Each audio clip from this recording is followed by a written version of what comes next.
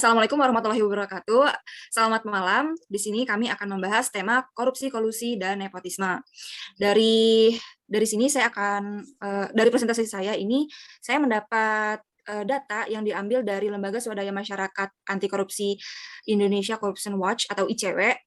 Dilihat dari semester 1 2021 kasus penindakan kasus korupsi itu terdapat 209 kasus. Nah, bisa kita lihat lagi yang di tahun 2020 hanya 169 kasus. Di sini kita dapat simpulkan bahwa angka penindakan kasus korupsi di tahun 2021 pada 6 bulan awal itu sudah mengalami peningkatan. Nah, untuk itu saya ingin bertanya pendapat terkait korupsi. Mungkin bisa dari Mas Rashid dulu. Apa pendapat Mas Rashid tentang korupsi ini? Sebagaimana kita tahu bahwa korupsi ini dapat menghilangkan rasa nasionalisme kita gitu. Menurut saya memang benar bahwa perilaku korupsi ini menurunkan dan bisa menghilangkan nasionalisme di Indonesia sendiri, dan korupsi ini sangat bertentangan dengan identitas nasional, terutama Pancasila Sila kelima tentang keadilan sosial bagi seluruh rakyat Indonesia.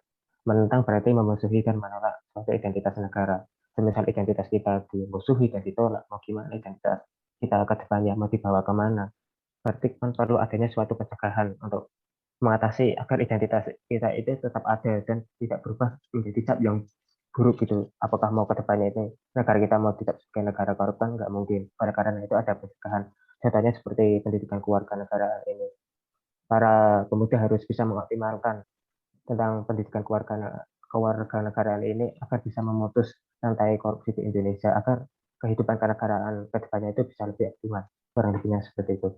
Semoga saja bisa lebih optimal ya. Oke, biasanya ini berkaitan dengan integrasi nasional nih. Menurut kalian sendiri, pendapat kalian yang berkaitan dengan integrasi nasional terhadap korupsi apa sih? Kalau menurut aku ya, korupsi itu kan biasanya dilakukan oleh pejabat. Nah, korupsi itu kan juga hanya dilakukan oleh pejabat. Itu yang diuntungkan juga hanya dia dan organisasi dia juga mungkin bisa diuntungkan.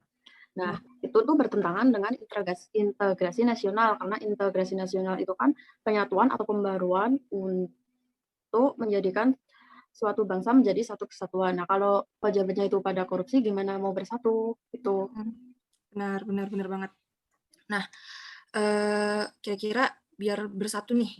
Nah, kira-kira tuh apa ya tantangan dari negara dan konstitusi terhadap korupsi ini?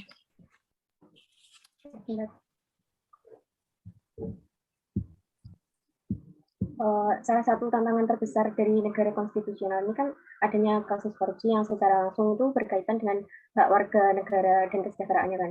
Dapat dilihat di tengah pandemi COVID-19 ini, para negara itu sangat dituntut untuk bisa mewujudkan sebagai negara yang membentuk suatu pemerintah dan keadilan sosial. Salah satu perwujudan bentuk kesejahteraan rakyat adalah dengan memberikan bantuan sosial di saat pandemi ini, di mana bantuan sosial itu merupakan salah satu jenis belanja pemerintah yang termasuk dalam klasifikasi ekonomi belanja, namun tidak luput dari mekanisme pertanggungjawaban oleh para pengurus pengelola penyelenggara negara yang menyalahgunakan bantuan sosial itu untuk kepentingan pribadi. Iya, emang kemarin yang kasus korupsi bansos itu lagi viral banget ya. Dan nah di sini aku pengen nanyakan nih dampak dari salah satu korupsi bansos itu terkait dengan hak. Kira-kira apa ini? Korupsi ini salah satu pelanggaran hak asasi manusia, karena tindakan tersebut merampas hak masyarakat, baik sosial, ekonomi, dan budaya, serta pengurangan kapasitas negara dan memenuhi hak warga negaranya. Ya, contohnya itu seperti kasus bansos itu. Oke. Kalau misalnya dampak dari yang berkaitan dengan hak dan kewajiban? Kaitannya dengan hak dan kewajiban dengan korupsi, seperti yang kita tahu, bahwa korupsi adalah tindakan yang sangat merugikan negara, di mana koruptor itu secara jelas-jelas mengambil hak kita sebagai rakyat, yaitu mereka mengambil anggaran negara. Lalu kaitannya dengan kewajiban, koruptor juga telah melanggar kewajiban mereka, yakni mengayomi masyarakat sendiri yang telah mereka pilih, dan mereka juga sudah menyalahgunakan kekuasaan hanya untuk kepentingan diri mereka sendiri.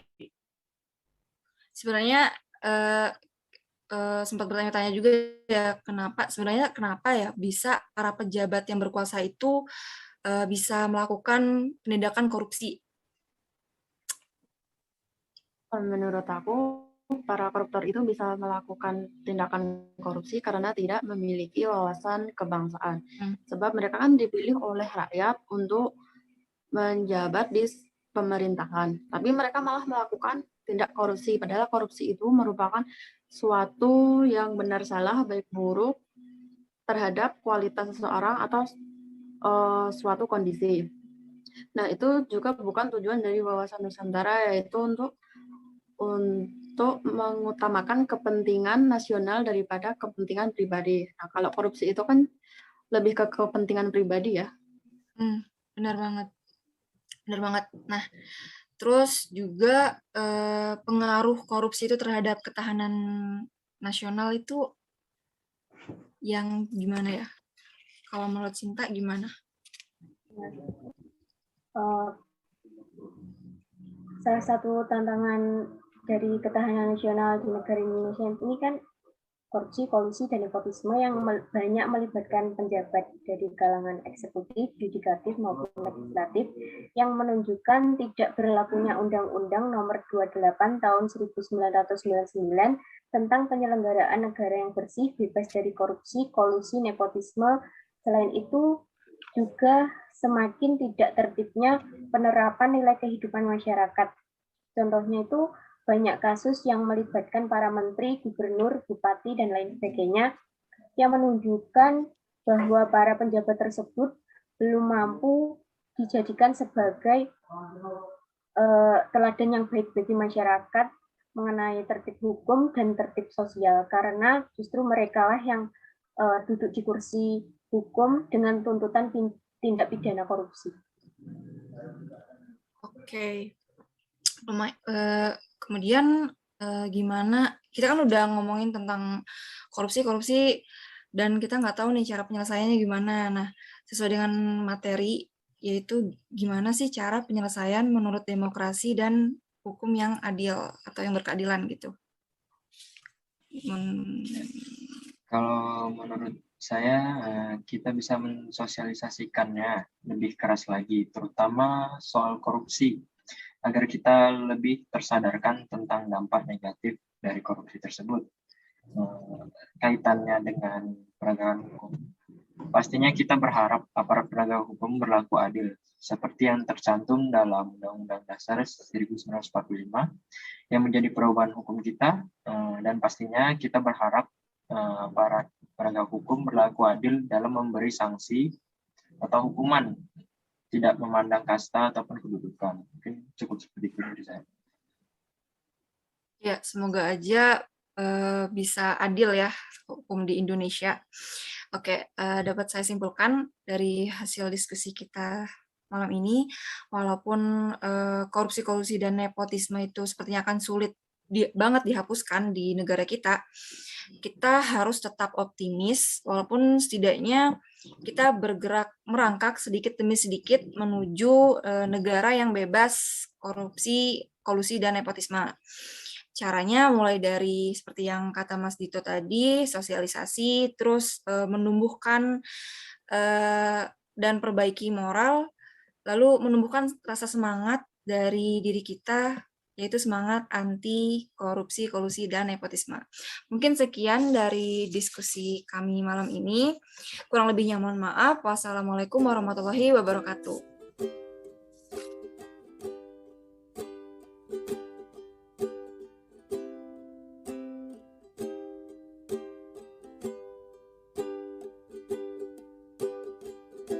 Often I'm upset that I cannot fall in love, but I guess this avoids the stress of falling out of it.